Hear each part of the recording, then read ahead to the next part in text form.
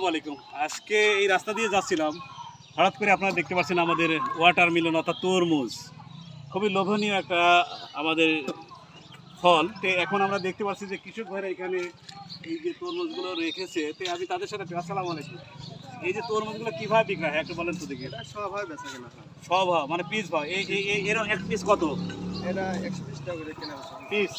6 KG হবে, এটা 3 KG হবে। 4 কেজি 5 কেজি 3 কেজি 4 কেজি 5 শুরু কেজি। করে 5-7 কেজি আছে। 5 কেজি আছে ওইটা আছে আরো আসলে এই বড়। যে তরমুজগুলো এটা আপনার কোন জায়গা থেকে পার্টি বেশি আছে? এটা ঢাকাতেই বেশি আছে।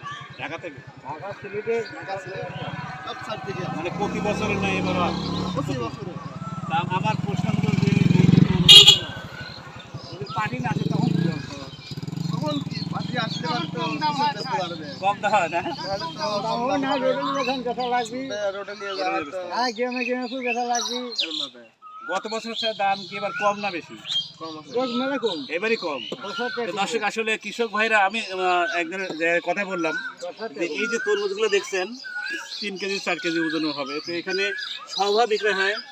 তা কৃষক ভাই বললো যে এটা যদি 15 থেকে 17 হাজার টাকা হয় তাহলে তাদের কিছুটা থাকে, আর এখন তারা 13,000 12,000 করে বিক্রয় করতেছে। এই ধরনের দাম যদি থাকে তাহলে কৃষক ভাইরা কোন দিশাহারা হয়ে পড়বে এমনটাই। তো এই তরমুজগুলো সচরাচর আমরা যেটুকু জানি যে সিলেট বিভাগেই বেশি যায়, সিলেটে যায়।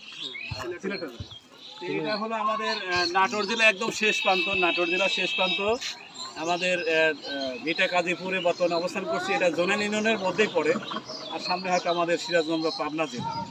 তো এখানে আপনারা এখন সরজমিনে এখান থেকে এসে কোনো আপনারা তরমুজ নিতে পারেন। এটা লোকেশন হলো আমাদের নয়াবাজার, ঢাকা থেকে এসে নয়াবাজার আসতে পারবেন। এখন থেকে এসে কোনো এই ভিটা কাজীপুরের ভিতরে এসেই আপনার এই বাড়িতে একদম বাড়ির আঙিনায় রাস্তার পাশেই আপনার যানবাহনের জায়গাও আছে, সেখানে এসে তরমুজগুলো নিয়ে যেতে পারবেন। ইনশাআল্লাহ এমনটি আছে।